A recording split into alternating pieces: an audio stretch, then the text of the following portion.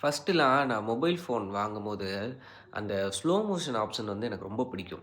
Slow மோஷன்ல video எடுக்கிறது, நான் ஓடி போய் ஸ்லோ மோஷன் வீடியோ எடுத்து அத பார்க்குறது, பந்த தூக்கி போட்டு அது ஸ்லோ மோஷன் வீடியோ எடுத்து பார்க்குறதுலாம் ஒரு காலேஜ் படிக்கும்போது இன்ட்ரெஸ்ட்டா எடுத்து எடுத்து பார்த்துக்கிட்டு இருப்பேன். அப்புறம் டேப்ல தண்ணிய திறந்து விட்டு அந்த ஒரு ட்ராப் அப்படியே ஸ்லோ மோஷன் போறதெல்லாம் பார்க்கறதுக்கு நல்லாயிருக்கும். பட் ஒரு கன்டென்ட் கிரியேட்டருக்குள்ள வந்து வீடியோஸ் அதிகமா போடும்போது, ஸ்லோ மோஷன்ல வீடியோ எடுக்கும்போது லைட்டிங் வந்து நெறைய தேவைப்படும். கொஞ்சம் டல்லான ஏரியால ஸ்லோ மோஷன் வீடியோ எடுக்கணும்னு நெனச்சீங்க அப்படின்னா, அது எடுக்க முடியாது. கேமரால அது வேற மாரி இருக்கும். செட்டிங்ஸ்லாம் மாத்தி எடுக்கலாம்.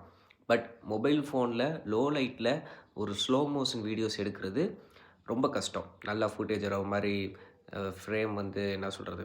ஒரு மாரி ஃப்ளிக்கர் ஆகும். புள்ளி புள்ளியா கிரைன் நாய்ஸ்லாம் பார்த்தீங்கன்னா வரும்.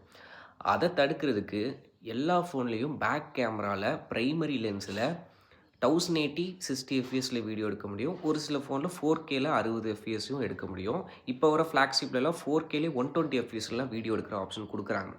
அப்படி 60 எஃப்பிஎஸ் இல்ல 60 எஃப்பிஎஸ்க்கு மேல வச்சு நீங்க வீடியோ எடுத்துட்டு, எந்த ஒரு எடிட்டிங் ஆப்பா இருந்தாலும் சரி, விஏனா இருக்கட்டும், CapCutஆ இருக்கலாம், InShotஆ இருக்கட்டும், KineMasterஆ இருக்கலாம், எதுலனாலும் சரி, அந்த 60 எஃப்பிஎஸ்ல எடுத்த நார்மல் வீடியோவ நீங்க 0.5 எக்ஸோ இல்ல ஏதாச்சும் ஒரு ஸ்பீட வந்து லோ பண்ணி எடுத்து பாருங்க. ஸ்லோ மோஷன் ஃபுட்டேஜ் நல்லாயிருக்கும்.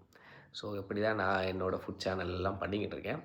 ஸோ ட்ரை பண்ணி பாருங்க. ஓகேவா? மறக்காம நம்ம பேஜை ஃபாலோ பண்ணிக்கோங்க.